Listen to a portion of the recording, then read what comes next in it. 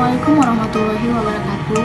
Perkenalkan, saya Lupi, NIM 1911290014. Di sini saya akan menjelaskan media ajar pembelajaran BIPA melalui video PPT guna untuk memenuhi ujian akhir semester mata kuliah pembelajaran BIPA. Dosen pengampu Bapak Hendro Ade Saputra MPD. Langsung saja, untuk judul dari media pembelajaran BIPA saya ialah Pembelajaran BIPA Bermuatan Budaya.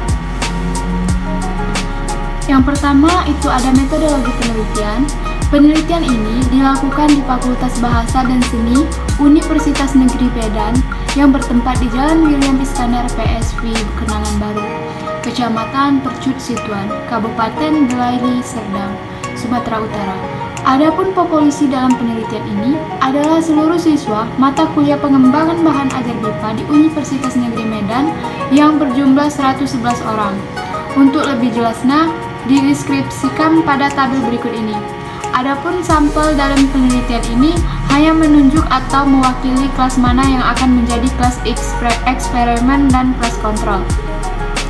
Dalam hal ini, peneliti menunjuk kelas reguler A 2017 sebagai kelas eksperimen dan reguler B sebagai kelas kontrol, di mana kedua kelas ini dianggap sebagai kelas yang baik untuk diteliti.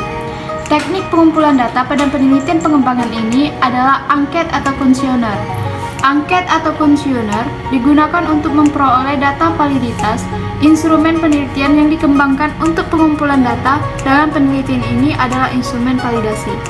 Pengumpulan data dalam penelitian ini dilakukan dengan menggunakan teknik angket. Angket yang digunakan adalah angket kebutuhan pembelajar, mahasiswa, dan pengajar dosen BIPA serta angket validasi dosen ahli materi dan media. Angket tersebut berisi pertanyaan mengenai kebutuhan apa saja yang sangat dibutuhkan bagi pembelajar BIPA.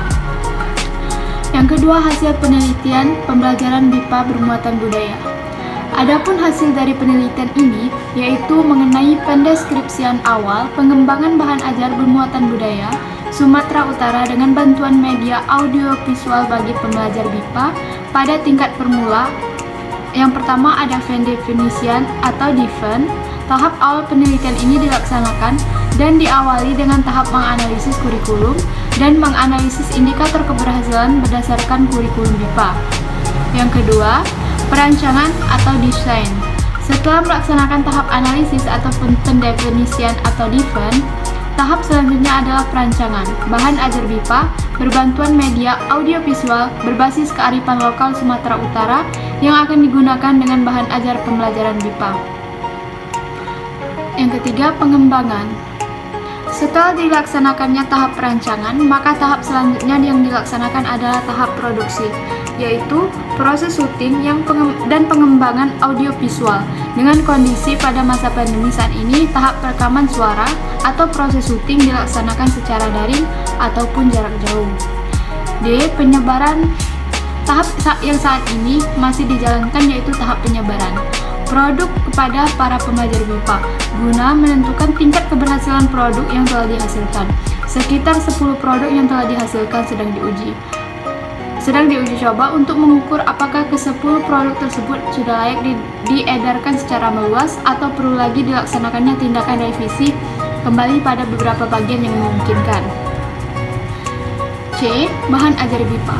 Berdasarkan data tersebut, maka dapat disimpulkan bahwa hampir seluruh responden memilih untuk menggunakan bahan ajar BIPA berupa media audiovisual sebagai media ajar yang paling menarik.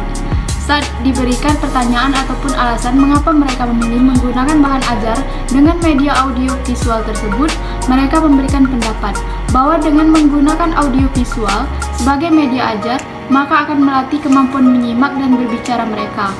Hal ini karena dengan menggunakan media tersebut, para pembelajar BIPA menemukan kosakata baru yang dapat mereka gunakan dan dapat diterapkan secara langsung dalam kehidupan sehari-hari. Selain itu, media audiovisual dianggap sebagai media yang dapat memudahkan mereka untuk dapat belajar di mana saja dan kapan saja. Hal ini karena keefektifan penggunaan media tersebut dibandingkan buku ataupun teks.